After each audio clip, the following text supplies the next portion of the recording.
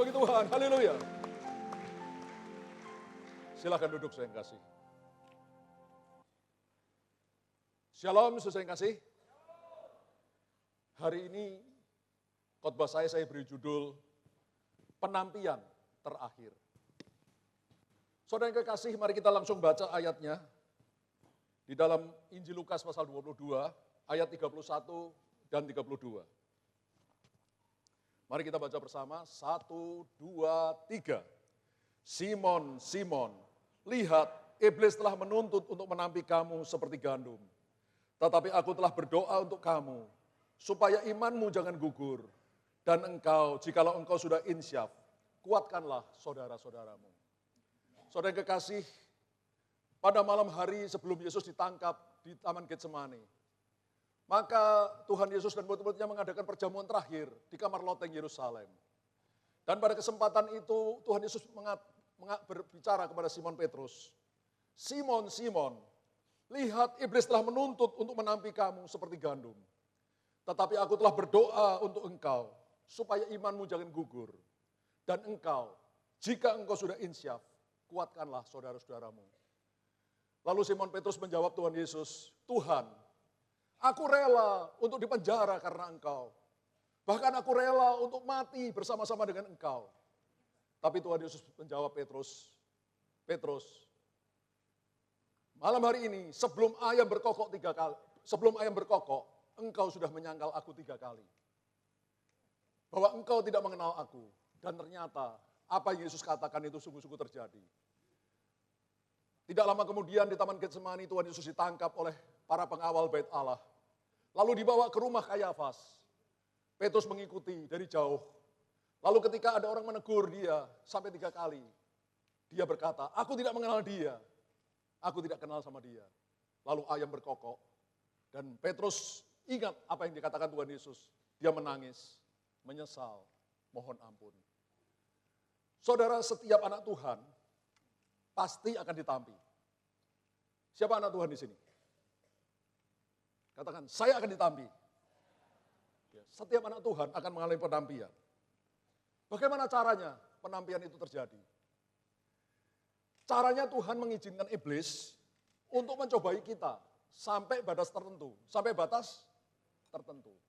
Enggak sembarangan, saudara. Mari kita baca 1 Korintus pasal 10 ayat 13. Mari kita baca bersama. 1, 2, 3. Pencobaan-pencobaan yang kamu alami ialah pencobaan-pencobaan biasa yang tidak melebihi kekuatan manusia. Sebab Allah setia dan karena itu ia tidak akan membiarkan kamu dicobai melampaui kekuatanmu. Pada waktu kamu dicobai, ia akan memberikan kepadamu jalan keluar sehingga kamu dapat menanggungnya. Katakan amin. Ini ayat yang sangat kuat, saudara. Setiap kita anak Tuhan pasti mengalami penampian, pasti mengalami pencobaan. Tuhan mengizinkan iblis untuk mencobai kita, tapi sampai batas tertentu.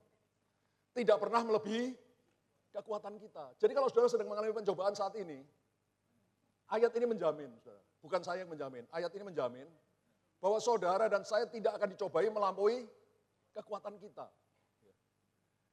Jadi kita pasti menang artinya. Katakan, artinya saya pasti menang atas pencobaan. Ya, karena tidak akan dicobai melampaui kekuatan kita. Ya kalau kekuatan kita 50 kilo, Tuhan tidak akan mengizinkan kita dicobai 75 kilo atau 100 kilo, itu tidak mungkin. Artinya kita pasti bisa mengatasi pencobaan. Katakan, saya pasti bisa mengatasi pencobaan. Dan ketika kita dicobai, ayat tadi menjamin, kita akan diberikan jalan keluar sehingga kita sanggup mengatasi pencobaan itu. Katakan, saya pasti menang atas pencobaan. Ya.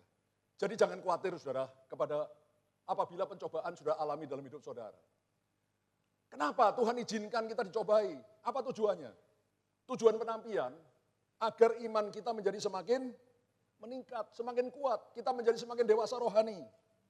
Dan kita menjadi semakin murni, semakin dimurnikan, semakin dibersihkan. Sehingga kita bisa dipakai Tuhan dengan luar biasa. Saudara, saya berikan kesaksian dari hidup saya sendiri. Saya ini sebetulnya karakter saya itu sombong, arogan. Kenapa? Karena saya dulu waktu sekolah, prestasi akademik saya cukup bagus, saudara. Saya lulus ITS Surabaya, itu sebagai mahasiswa teladan, Fakultas Teknik Sipil ITS. Jadi saya merasa hebat, saudara ya, orang hebat, orang pinter gitu. Ya. Jadi sombong, saudara. Ya. Kemudian ketika saya bekerja di Kalimantan Timur, di Handil, daerah Handil itu delta Sungai Mahakam, tambang minyak yang waktu itu dikelola oleh Total Indonesia, tapi sekarang sudah oleh Pak Jokowi diambil alih kembali, sekarang dikelola Pertamina. Waktu itu saya bekerja di sana, lebih dari 40 tahun yang lalu. Nah, saya berhasil dalam pekerjaan saya, saudara. Saya waktu itu bekerja di sebuah perusahaan joint venture antara Perancis dengan Indonesia. Saya berhasil dalam pekerjaan saya, sehingga saya diangkat jadi kepala seluruh lapangan, ya, milik perusahaan di Handil. Jadi saya membawai construction yard, itu yang membangun platform-platform di laut, ya, platform minyak di laut, memasang pipa di laut, ya, di darat juga, onshore, offshore. Saya juga memegang marine base. Marine base itu pangkalan kapal-kapalnya perusahaan. Ada tongkang-tongkang dengan crane bars di atasnya, dengan crane-crane di atasnya, ada dredger ya untuk mengeruk laut dan sebagainya, macam-macam saudara ya. Itu saya jadi kepala, dan itu adalah pertama kalinya orang Indonesia dipercaya untuk memegang seluruh operasional perusahaan di Handil, saudara. Tadinya orang Perancis, saya orang Indonesia pertama yang diangkat, saudara. Wah, orang sombong, makin diangkat makin apa? Kepala ini makin gede, saudara. Nyut, rasanya gede banget. Saudara. Saya merasa, wah Pak Yongki ini orang super. Super me, Pak, maksudnya. Nah, orang super, orang yang merasa hebat tidak bisa dipakai Tuhan. Amin, saudara. Kalau dipakai Tuhan, pasti akan jatuh, saudara. Karena itu saya ditampi, saya dihajar, saya diproses Tuhan. Ya tiba-tiba baru saja saya diangkat jadi kepala lapangan, saudara. Tiba-tiba ada petugas pajak dari Samarinda. Samarinda itu ibu kota Kalimantan Timur. Datang ke Handil, ya, menanyakan surat-surat crane kami, saudara. Kita punya banyak crane, alat pengangkat berat itu, kita punya banyak, saudara. Dia tanya, surat-suratnya mana, Pak? Saya ini pede banget, saudara, karena perusahaan kami perusahaan gede, saudara. Di Kalimantan Timur, waktu itu semua orang kenal perusahaan kami. Pak, suratnya lengkap, Pak. Silakan Bapak ke kantor pusat kita di Balikpapan, suratnya lengkap di sana, Pak. Saya yakin benar, saudara. Saya tidak pernah berpikir crane ini nyelundup, saudara. Ternyata betul-betul diselundupkan dari Singapura. Jadi kalau crane bars kami, saudara, ada tongkang dengan crane di atasnya, pura-puranya ke Singapura untuk diperbaiki. Di Singapura crane yang tua diturunkan, diganti crane baru, saudara. Saya ini baru diangkat, saya nggak ngerti. Ya, model-model begitu saya nggak ngerti, saudara. Ya, jadi saya yakin, Pak suratnya lengkap, Pak. Tapi petugas pajak tahu kalau perusahaan kami nyelundupkan crane, saudara. Jadi dia tidak ke Balikpapan, dia langsung pulang ke Samarinda, langsung mirip surat denda. Lebih dari 300 juta. Saya lupa 350 juta atau berapa. Kalau sekarang itu 40 tahun yang lalu, sekarang itu mungkin 3 miliar lebih. Saya langsung dipanggil sama bos saya di kantor pusat di Balikpapan, langsung dipecat. Diapain? Dipecat. Alasannya cuma satu, saudara. Bukan karena korupsi nyuri, bukan. Karena tidak melaporkan kedatangan petugas pajak. Kalau saya laporkan nanti kan bisa disogok, saudara, petugas pajaknya, itu maksudnya. Nah daripada yang nyelundupkan kering bos saya, daripada bos saya yang dipecat, saya yang dipecat. Dijadikan kambing hitam. Waduh, itu harga diri saya, saudara. Yang tadinya segini. Begitu dipecat, langsung jatuh, saudara. Loh, saudara kalau karyawan dipecat, bukan berhenti sendiri loh. Dipecat, itu noda. Oh, aku ternoda. Ya. Jadi, dari sombongnya segini, jadi tinggal segini, saudara. Tapi masih sombong. Itu sebabnya tidak bisa dipakai Tuhan juga. Harus diproses lagi. Saya pindah ke Jakarta, kerja di Jakarta, dan saya bergabung sama gereja. Aliran Pantekosta Karismatik seperti gereja kita, ya di Jakarta. Pendeta saya itu, saya mulai dari pekerja biasa, saudara. Karena dianggap berprestasi, naik terus, saudara, sampai jadi wakil gembala.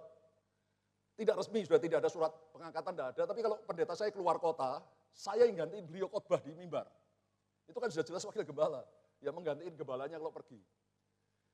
Nah, tapi pendeta saya ini orangnya keras sekali, saudara. Wataknya keras sekali. Pengerja salah sedikit, skors.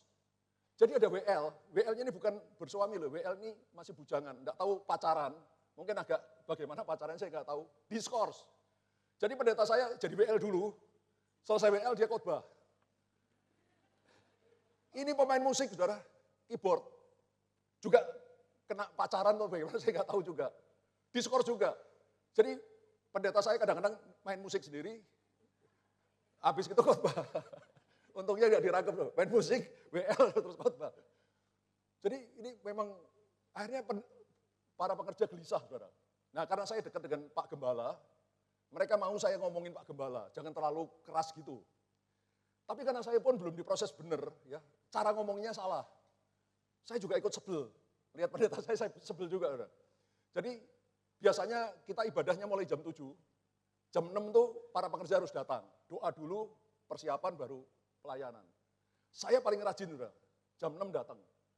Tapi karena saya ikut-ikut sebel, saudara, saya sengaja terlambat. Ya datangnya jam 7 baru datang gitu. Nah, pendeta saya merasa, wah ini ada sesuatu tidak benar. Jadi beliau datang ke kantor saya di Wisma Antara, Pak. Di Jakarta Pusat sana. Tanya, Pak Yongki, kok Bapak sekarang berubah ya? Biasanya Bapak rajin kok sekarang jadi begini. Nah, saya pikir kesempatan. Jadi saya open, saya ungkapkan semua. Pak, begini-begini Pak. Oh, pendeta saya manggut-manggut. Selesai itu, dia nyalamin saya. I love you Pak Yongki. Wah, hati saya berbunga-bunga. I love you kan berarti sudah cinta kan, berarti unek-unek saya sudah kedengaran. Setelah itu, saudara, semua pelayanan saya di gereja itu dihilangkan. Saya diskors hanya 2 tahun. Ini kejadian benar, saudara. Saya diskors, jadi, tapi untungnya saya lulus, saudara. Lulus ujiannya Tuhan. Ya. Lulus pencobaan yang Tuhan izinkan melalui peristiwa itu. Ya. Selama saya kena skorsing, saudara, saya tidak ngomong sedikit pun sama teman saya. Itu kalau saya ngomong sama pekerja lain, saya hasut pekerja lain, mereka akan ikut-ikut berontak. Ya itu gereja itu jadi kacau, saudara. Saya hanya diam saja. Saya hanya ngomong sama Tuhan, sama istri saya. Jadi teman-teman saya bingung, Pak Yongki ini tadinya aktif luar biasa. Melayani luar biasa, kok tiba-tiba duduk manis, nggak bekerja apa-apa. Tapi saya tidak pernah ngomong sama siapapun. Waktu berjalan, ini mau didramatisir nggak Pak? Waktu berlalu, hari lepas hari, bulan lepas bulan, tahun demi tahun, sampai 2 tahun, saudara. Setelah 2 tahun berlalu, dan saya tetap diam saja, hanya tunduk, tidak melawan, Tuhan merasa ini waktunya, sudah selesai ujian. Tiba-tiba pendeta saya, kalau di gereja lain kan pendetanya khotbah tiap hari Minggu. Ya, lain dengan kita ganti-ganti, saudara. Ya, itu tiap hari Minggu dia khotbah. Tiap kali khotbah beliau ngomong gini, orang yang berontak, orang yang melawan, orang yang tidak taat. Saudara, saya merasa itu khotbah untuk saya. Tiap hari Minggu ngomong gitu. Saya nggak tahan juga, namanya manusia. Masa tiap hari Minggu orang berontak, orang melawan, saya nggak berbuat apa-apa, saya cuma duduk manis kok dikatakan melawan. Saya ngomong aja sama pengerja sama jemaat, enggak, saudara. Jadi akhirnya saya enggak tahan, saya mulai cari gereja lain. Dan nemu GBI Sawangan yang digembalakan oleh Om Nyo. Dengan baik-baik, saya mohon pindah sama pendeta saya, malah kan beliau mendoakan saya sebelum saya pindah, saudara. Lalu saya pindah ke Sawangan, bulan September. Baru 3 bulan saya join dengan GBI Sawangan. Tiba-tiba Om Nyo bilang sama saya, Yongki, buka gereja cabang GBI di kota Depok, di pusat kota Depok. Dan saya bersama 100 orang jemaatnya Om Nyo dari Sawangan yang tinggalnya di daerah sini, membuka gereja tanggal 7 Januari 1996 di Hotel Bumi Wiata. Dan sekarang sudah berkembang menjadi seperti saat ini. Berikan tepuk tangan bagi Tuhan. Saudara, dulu waktu diproses rasanya sakit. Apa saudara? Sakit banget. Jangan kira ini saya ngomongnya sambil ketawa, saudara. Waktu itu sambil nangis, saudara. Rasanya sakit bener. Gak korupsi, gak nyuri, dipecat. Ini di gereja baik-baik, saya juga tidak berbuat apa-apa. Ya cuma nyampaikan keluh kesah dari teman-teman kepada pendeta. Saya juga diskors 2 tahun. Waduh, rasanya sakit. Tetapi saya kasih tahu saudara, sekarang saya sangat bersyukur. Kalau dulu saya tidak berproses Tuhan, tidak ditampi Tuhan, tidak dimurnikan oleh Tuhan, saya tidak bisa jadi seperti sekarang. Mungkin kalau jadi seperti sekarang, saya jalannya udah ngambang, saudara. Saya sudah tidak lihat manusia, saya gini terus. Wah, rasanya di kepala ini sudah gede banget, saudara. Tapi karena saya pernah diproses Tuhan, ya, saya kira saya sudah berubah. Ya moga-moga lah, ya Pak ya. Masih kelihatan sombong enggak, Pak? Enggak ya. Ya udahlah kalau sombong ampuni aja ya, manusia enggak sempurna. Ya, tapi itu saudara, ya. Karena sudah pernah diproses Tuhan, akhirnya bisa dipakai Tuhan. Saya percaya saudara pun demikian. Kalau Tuhan sedang menampi, saudara taat saja, saudara. Ikuti saja tampian Tuhan. Maka ketika saudara lulus ujian, saudara pasti dipromosikan oleh Tuhan. Berikan tepuk tangan bagi Tuhan. Haleluya. Saudara yang kekasih, kita sekarang sedang ada di penghujung akhir zaman. Siapa percaya Tuhan Yesus akan segera datang?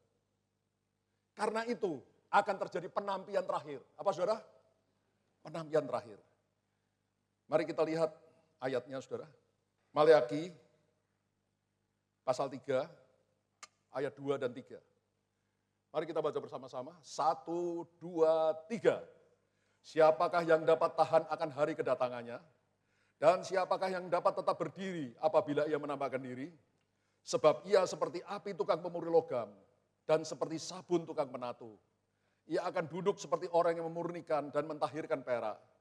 Dan ia mentahirkan orang Lewi, menyucikan mereka seperti emas dan seperti perak, supaya mereka menjadi orang-orang yang mempersembahkan korban yang benar kepada Tuhan. Katakan, amin. Saat ini saudara, di penghujung akhir zaman, menjelang kedatangan Tuhan Yesus yang kedua kalinya, itu akan terjadi penampian atau pemurnian yang terakhir. Katakan amin. Di sini dikatakan saudara, tadi lihat ayatnya lagi. Siapakah yang dapat tetap berdiri? Siapakah yang dapat tahan pada hari kedatangannya? Jadi artinya kalau Yesus datang kedua kalinya di awan-awan permai, tidak banyak orang yang tahan berdiri di hadapannya. Siapakah yang dapat tetap berdiri bila ia menampakkan diri? Kalau nanti Yesus menampakkan diri di awan-awan yang permai, tidak semua orang tahan berdiri di hadapan Tuhan. Tidak semua orang tahan untuk berjumpa Yesus muka dengan muka. Karena itu, ia akan memurnikan seperti api tukang pemuri logam dan seperti sabun tukang penatu. Saudara, saya lihat di sini kan banyak sekali anak muda. Ya. Ini zaman now ini enak bener, saudara. Saya lihat kalau ibu-ibu nyuci pakaian yang punya mesin cuci, itu cuma dimasukkan di mesin cuci, dipejet knopnya, selesai, saudara. Nanti keluar sudah tinggal dijemur. Zaman dulu enggak gitu, saudara. Zaman dulu nyuci, itu pakai papan giles itu, saudara. Papan yang bergerigi gitu, ya dari kayu atau dari plastik. Itu pakaian digiles-giles, saudara. Dikucek-kucek enggak karuan, ya. Waduh, rasanya kalau kita ini jadi pakaian, rasanya kapok-kapok, saudara. Dikasih sabun, dikucek-kucek, setengah mati. Enggak cukup, saudara. Diambil, dibanting-banting. Plak, plak, plak. Anak muda sekarang enak, saudara. Ketawa-ketawa enggak pernah ngalamin gitu. Kita yang ngalamin, sebel. Sakit, saudara. Seperti itu. Nah, Tuhan akan menguji kita seperti itu, saudara. Seperti sabun tukang menatu, sakit. Kalau itu pakaian, kita pakaian, digitukan sakit, saudara. Atau seperti orang memurnikan logam. Memurnikan logam emas perak dipakai apa caranya? Dibakar sampai meleleh. Sampai kotorannya keluar. Baru emas itu jadi murni. Sakit atau enak? Sakit, kok sakitnya pelan nih. Sakit atau enak? Sakit, saudara. Ya, dibakar sampai meleleh. Tapi saudara, itu karena Tuhan cinta sama kita. Ya. Saudara, orang yang ikut rapture, itu harus tidak bercacat, tidak bercela. Saya pernah khotbahkan di sini panjang lebar. Kalau tidak, saudara tidak akan tahan berdiri di hadapan Tuhan. Tidak akan tahan untuk menyambut kedatangan Tuhan Yesus, untuk ikut rapture. Karena yang ikut rapture adalah calon pengantin wanita Kristus. Yang harus tidak bercacat, tidak bercela. Karena itu harus dimurnikan. Katakan, saya harus dimurnikan. Saya harus disucikan. Memang belum sempurna, tapi nanti saya sudah pernah ceritakan panjang lebar. Kalau Yesus datang, kita diubahkan dengan tubuh kemuliaan, kita jadi sempurna. Tapi sebelum itu kita diproses. Saudara yang kekasih, hasil proses, ada yang gagal, ada yang jatuh, ada yang gugur. Kita lihat ayatnya, Daniel 11 ayat 35. Mari kita baca Daniel 11 ayat 35. 1, 2, 3. Sebagian dari orang-orang bijaksana itu akan jatuh. Supaya dengan demikian diadakan pengujian, penyaringan dan pemurnian di antara mereka. Sampai akhir zaman. Sebab akhir zaman itu belum mencapai waktu yang telah ditetapkan. Ribuan tahun yang lalu, Daniel sudah menubuatkan bahwa akan terjadi pemurnian, penyaringan, penyucian dari orang bijaksana kita, orang-orang kudus, saudara. Anak-anak Tuhan. Dan waktu itu akhir zaman belum tiba, itu ribuan tahun yang lalu. Tapi sekarang kita sudah tiba di akhir zaman. Ketika diuji, ada yang jatuh, ada yang gugur, ada yang gagal. Tapi ada yang berhasil. Bagi yang berhasil, mereka akan menuntun banyak orang kepada kebenaran. Mereka akan memuliakan Tuhan dan dimuliakan oleh Tuhan. Mari kita baca ayatnya, Daniel 12 ayat 3. 1, 2, 3. Dan orang-orang bijaksana akan bercahaya seperti cahaya cakrawala. Dan yang telah menuntun banyak orang kepada kebenaran, seperti bintang-bintang, tetap untuk selama-lamanya. Saudara, jadi ada yang gagal ketika diuji, tapi ada juga yang berhasil. Yang berhasil itu akan menjadi seperti cahaya cakrawala.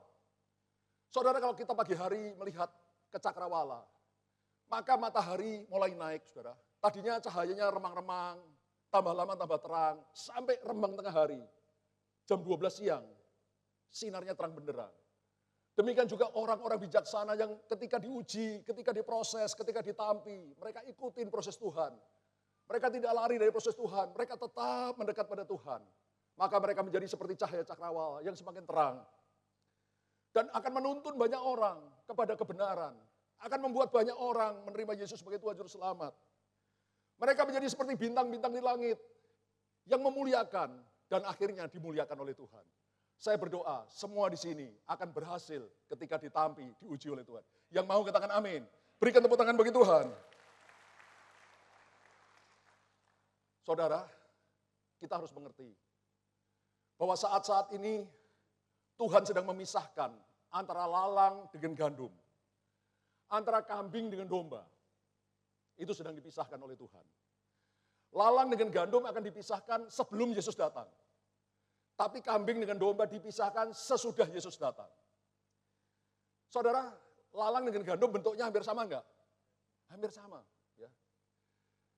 Tapi bedanya, lalang itu tidak berbuah, atau kalau berbuah, buahnya hitam, dan itu beracun.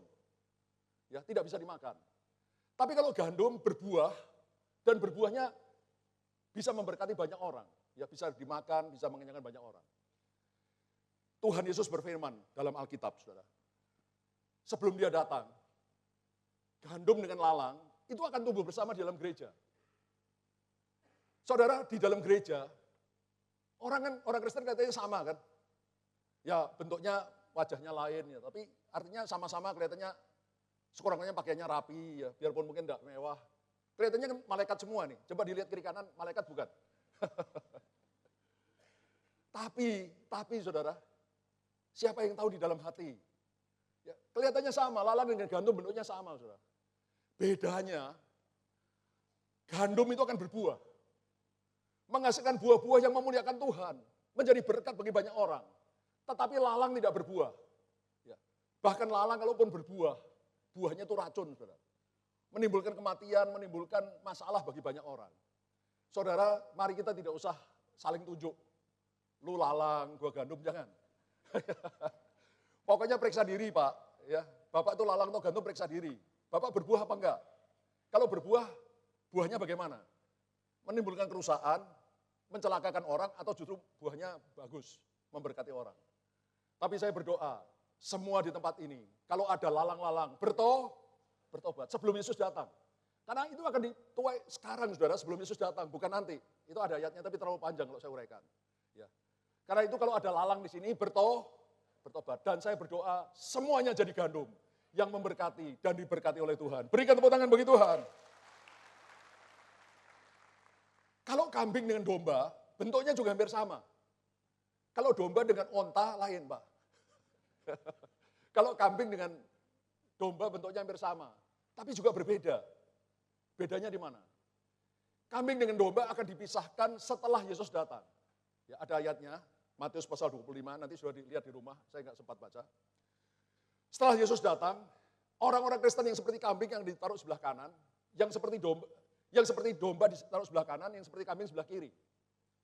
Lalu kepada domba, Tuhan Yesus ngomong, diberkatilah engkau, terimalah kerajaan surga yang telah disediakan oleh Bapamu sebelum dunia dijadikan.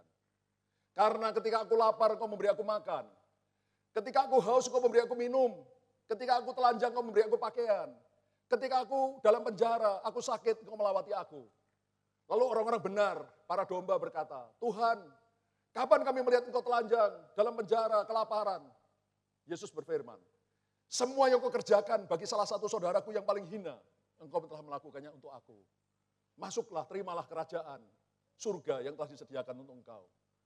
Lalu kepada kambing, Tuhan Yesus berfirman, "Enyah dari hadapanku, engkau orang-orang terkutuk. Karena ketika aku lapar, kau tidak memberi aku makan. Aku haus, kau tidak memberi minum. Aku telanjang, kau tidak memberi pakaian," dan seterusnya. Lalu para kambing berkata, "Tuhan, kapan kami melihat engkau telanjang, lapar," dan sebagainya. Tuhan berkata, "Apa yang tidak kau lakukan bagi salah satu orang yang paling hina, engkau tidak lakukan untuk aku." Saudara, jadi hati-hati. Kita akan dihakimi Tuhan dengan belas kasihan kita. Apakah kita ini berbelas kasihan kepada orang sengsara, orang miskin, orang terlantar? Saudara, sebagai gembala di tempat ini, saya tidak mau saudara ketika dihakimi juga kita gagal dalam hal ini. Ya, kita sudah punya pelayanan diakonia, ya, kita punya panti jompo di Dewi Sartika di pinggirnya rel kereta api. Kita punya sekolah prasejahtera, ya, di HFO ada sekolah prasejahtera yang murah sekali bayarannya. Ya, bahkan ada yang tidak bayar, kita terima. Ya, kita punya PAUD-PAUD untuk orang yang kurang mampu. Dan sekarang ada beberapa lagi pelayanan diakonia kita, saudara. Tapi sekarang saya mau meningkatkan. Ya, karena saya mau memastikan saudara semua masuk surga dan terima berkat dari Tuhan. Amin, saudara. Karena itu sekarang kita mengadakan kerjasama dengan Yayasan Pondok Kasih dari Surabaya yang dipimpin oleh Ibu Hana. Beliau ini sudah skalanya nasional, saudara, bahkan sudah internasional. Sudah memberkati ratusan ribu, puluhan ribu atau ratusan ribu orang-orang miskin sengsara, saudara. Sekarang kita join dengan mereka. Ya. Kita sebentar lagi kita akan beli mobil pintar, ya, untuk pergi ke tempat-tempat yang kumuh, yang anak-anaknya tidak sekolah atau sekolahnya jauh, saudara, untuk kita ajar di situ. Bahkan kita rencana membuka PAUD-PAUD di situ. Bahkan nantinya kita akan rencana membuka sekolah-sekolah untuk orang prasejahtera di tempat-tempat prasejahtera, saudara. Kemudian kita juga ada mau memberkati orang-orang, anak-anak yang tidak punya akte kelahiran. Tidak punya apa, saudara? Karena kalau tidak punya akte kelahiran, itu susah, saudara. Mau masuk sekolah dan sebagainya itu sangat sulit. Ya. Masa depan mereka suram, madesu, masa depan suram. Ya. Karena itu di Indonesia ini dulu ada 70 juta orang, anak yang tidak punya akte kelahiran. Sekarang sudah berkurang, saudara. Ya, Pak Jokowi ini sudah mengadakan acara, tapi masih banyak juga yang belum. Jadi kita mau terlibat di situ. Ya, saya sudah ngajak gereja-gereja lain. Nanti kita sudah mulai bekerja, nanti kalau sudah matang, saya akan umumkan sama saudara. Ya, saudara bisa cari anak-anak yang tidak punya akte kelahiran. Ya, mungkin mereka kurang mampu dan sebagainya. Ya, sebetulnya gratis, saudara. Tapi kalau enggak ngerti caranya ngurus, kita nanti akan kerjakan. Ya, kita pasti kasih dan sebagainya. Ada yang kita berkati mereka. Setelah itu nanti ada banyak, saudara, ada banyak pelayanan kita. Saudara sebagai pendeta, gembala di gereja ini, saya memastikan bahwa apa yang Tuhan katakan, itu kita kerjakan. Saya memastikan agar kita semua, kalau nanti berjumpa Tuhan, kita itu tergolong sebagai domba-dombanya Allah, yang diberkati dan masuk kerajaan surga. Berikan tepuk tangan bagi Tuhan. Tetapi, penampian atau pemurian terakhir ini sangat menakutkan. Sangat apa, saudara? Kenapa? Karena ada banyak yang gagal dan gugur. Ini saya bukan ngarang, saudara. Ya, ini kata firman Tuhan. Mari kita lihat Lukas 18 ayat 8. 1, 2, 3. Aku berkata kepadamu, ia akan segera membenarkan mereka. Akan tetapi jika anak manusia itu datang, adakah ia mendapati iman di bumi? Ini perkataan Tuhan Yesus sendiri. Tuhan Yesus berkata, kalau anak manusia, Tuhan Yesus datang untuk kedua kalinya. Nanti sebentar lagi. Beliau berkata, adakah ia mendapati iman di bumi? Artinya apa? Artinya banyak orang Kristen yang akan gugur imannya, yang akan kehilangan iman.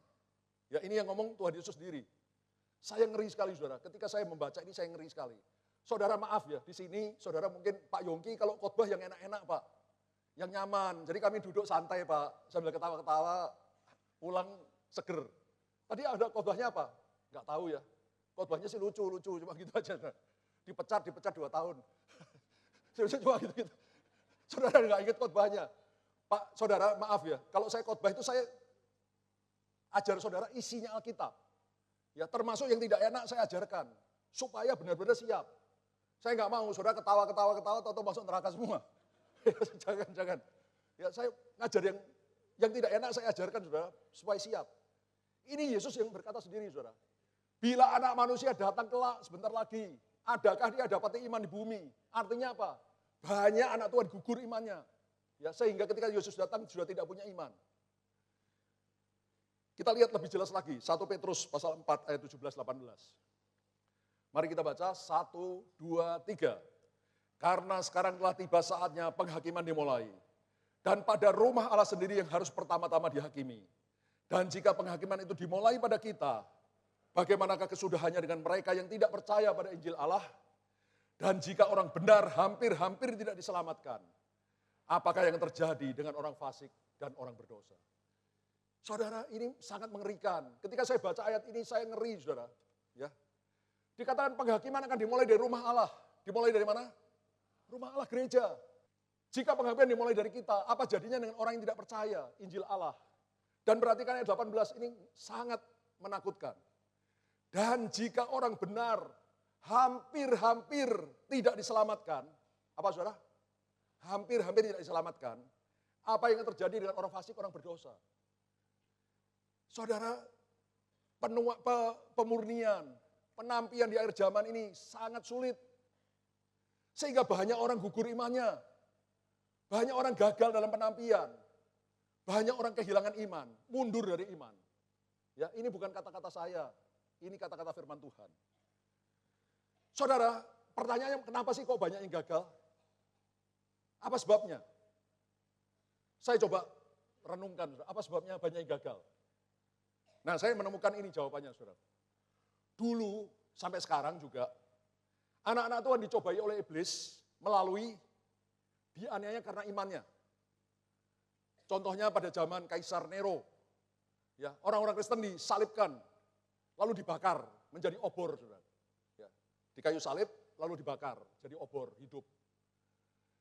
Banyak yang diadu dengan banteng, dengan singa di stadion, saudara. Banyak orang mati karena imannya. Tapi sekarang pun masih terjadi. Ya contohnya, saya dengar ada orang-orang yang kalau mau cari kontrak rumah atau ngekos, ditanya, kamu agama apa? Kristen. No way. Kami tidak terima orang Kristen di sini. Saudara, ada aniaya karena iman. Ya. Masuk di kerja juga kadang-kadang begitu. Ya, ditanya dulu, ya karena imannya enggak sama, ditolak dan seterusnya. Ya. Saudara, ini ada aniaya karena iman. Karena masalah-masalah atau karena sakit penyakit, masalah keluarga, masalah ekonomi, masalah sakit penyakit dan sebagainya. Ada yang dicobai iblis melalui masalah-masalah. Ada yang dicobai melalui kelemahan kita. Seperti contoh tadi yang saya saksikan diri saya sendiri, sombong. Orang sombong enggak bisa dipakai Tuhan, harus dihajar. Harus diproses sampai kapok, pok. Ya, sampai bisa dibersihkan, sampai bisa dipakai Tuhan. Ya. Dari dulu sampai sekarang ini terjadi. Tetapi, nah ini, sekarang pencobaan iblis itu ditambah. Dengan apa? Memburu kesuksesan. Apa saudara? Memburu kesuksesan. Mau cepat kaya, cepat naik kedudukan. Sebab itu melakukan segala macam cara. Korupsi? Enggak apa-apa. Enggak apa-apa korupsi. Ya pokoknya Kristen kan, yang penting sudah dibaptis enggak apa-apa, korupsi enggak apa-apa. Ya. Jahatin orang supaya bisa naik, orang lain dijatuhkan, kita naik. Enggak apa-apa. Atau memburu kenikmatan, keinginan daging, keinginan mata, keangkuhan hidup. Oh, banyak yang mengejar, seks, macam-macam, saudara. Saudara, ketika orang Kristen dicobai dengan tadi ya, dianiaya karena imannya, masalah hidup, masalah keluarga, masalah ekonomi, ya sakit penyakit dan lain-lain. Biasanya mereka itu datang pada Tuhan. Ya kan? Kalau dicobai begitu mereka lari kepada Tuhan, di kaki Tuhan. Minta pertolongan Tuhan. Ya, minta supaya Tuhan memberikan jalan keluar. Sehingga akhirnya Tuhan menolong, memberikan jalan keluar. Tapi kalau memburu kesuksesan, saya mau korupsi Pak. Saya berdoa, Tuhan, saya mau korupsi Tuhan. Tapi jangan sampai ketahuan atasan saya. Lindungi saya Tuhan. Bisa enggak kira-kira? Enggak bisa kan? Jadi akhirnya ya bablas saudara. Atau memburu kenikmatan. Tuhan, istri saya Tuhan. Kami sudah nikah 40 tahun Tuhan. Istri saya tambah lama, tambah cantik Tuhan. Loh kok diem aja? 40 tahun menikah, istri kita sudah 65 tahun. Tambah cantik atau tambah? Ini kelihatannya ibu-ibu ini. Karena itu Tuhan. Itu ada nona-nona yang kelihatannya senang sama saya. Tuhan, izinkan saya Tuhan. Ini orang minta diketok. Jangan ini istri saya udah boleh lihat-lihat. Enggak sayang, ini cuma kasih ilustrasi. Ya. Kita kan tidak mungkin berdoa bagi kenikmatan yang aneh-aneh begitu kepada Tuhan. Ya, mau korupsi, mau apa kan, memburu kenikmatan, doa sama Tuhan kan tidak mungkin Pak. Ya kita jalankan sendiri kan. Akhirnya jatuh dalam dosa. Saudara, supaya jelas gini deh. Apa saingan Tuhan di bumi ini? Apa yang bisa jadi menyaingi Tuhan di bumi ini? Apa saudara? Iblis saingan Tuhan? No way. Iblis itu kecil di mata Tuhan, saudara. Ya, tanya nih Pak Yunus ya, seringkali ngusir setan. Ya. Kalau kita berkata, dalam nama Yesus, setan keluar, aku usir engkau. Setannya kabur nggak Pak? Kabur. Setan itu takut sama Tuhan, saudara. Setan bukan saingannya Tuhan. Tapi saingan Tuhan adalah cinta akan mamon. Itu saingan Tuhan. Itu sebabnya Tuhan Yesus berfirman, kamu tidak bisa mengabdi kepada Tuhan dan kepada mamon. Tidak bisa, saudara. Harus pilih salah satu. Kalau saudara mengabdi pada Tuhan, saudara tidak akan cinta mamon. Bukan tidak perlu mamon, saudara. Kita perlu duit enggak? Perlu. Kalau yang enggak perlu duit, habis ini ketemu saya. Nanti saya kasih nomor rekening saya. Pura-pura. Saudara kita juga perlu uang, kita enggak munafik ya. Saya ngomong gini enggak munafik, kita juga perlu uang. Ya kita sekolahkan anak, apa macam-macam kita perlu uang. Tapi jangan cinta uang. Kalau cinta uang, saudara tidak akan cinta Yesus. Ya. Kalau saudara cinta Yesus, saudara terhadap uang itu enggak, sikapnya enggak cinta. Ya kita perlu uang tapi kita tidak cinta uang. Saudara, itu dijelaskan oleh Tuhan Yesus. Dengan contoh jemaat Laodikia. Jemaat mana saudara? Laodikia. Di dalam kitab Wahyu, jemaat Laodikia itu jemaat yang terakhir. Ya, sebelum Yesus datang, itu ada jemaat Laodikia. Mari kita lihat seperti apa jemaat Laodikia. Ini jemaat Laodikia, saudara. Wahyu 3 ayat 15 sampai 19. Mari kita baca 1, 2, 3. Aku tahu segala pekerjaanmu. Engkau tidak dingin dan tidak panas. Alangkah baiknya jika engkau dingin atau panas. Jadi karena engkau suam-suam kuku dan tidak dingin atau panas, aku akan memuntahkan engkau dari mulutku. Karena engkau berkata, aku kaya dan aku berkaya diri. Dan aku tidak kekurangan apa-apa. Dan karena engkau tidak tahu bahwa engkau melarat dan malang, miskin, buta dan telanjang. Maka aku menasihatkan engkau, supaya engkau membeli daripadaku emas yang telah dimurnikan dalam api, agar engkau menjadi kaya. Dan juga pakaian putih, supaya engkau memakainya, agar jangan kelihatan ketelanjanganmu yang memalukan. Dan lagi minyak untuk melumas matamu, supaya engkau dapat melihat. Barang siapa kukasihi, ia kutegur dan kuhajar. Sebab itu relakan hatimu dan bertobatlah. Siapa yang tahu Tuhan mengasihi kita? Katakan, Tuhan akan mengajar saya. Supaya saya akan murni. Saudara kekasih, ini Tuhan berfirman. Mari kita lihat lagi dari depan tadi. Aku tahu segala pekerjaanmu, kata Tuhan kepada jemaat di Laodikia. Engkau tidak dingin dan tidak panas. Alangkah baiknya bila engkau dingin atau panas.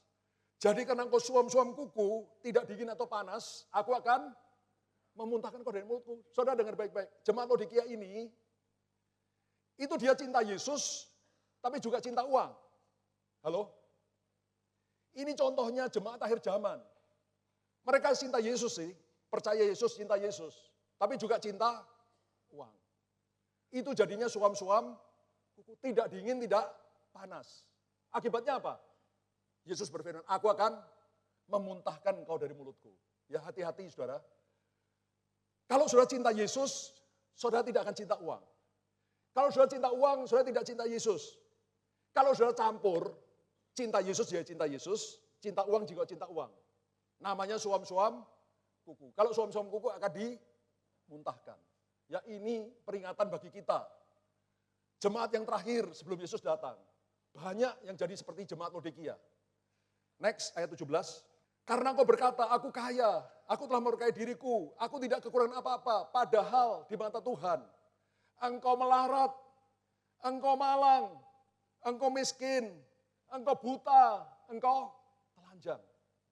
Saudara, jemaat Laodikia jemaat yang kaya, saudara. Mereka kaya raya. Wah, diberkati luar biasa. Wah, mereka hidup dalam kemewahan.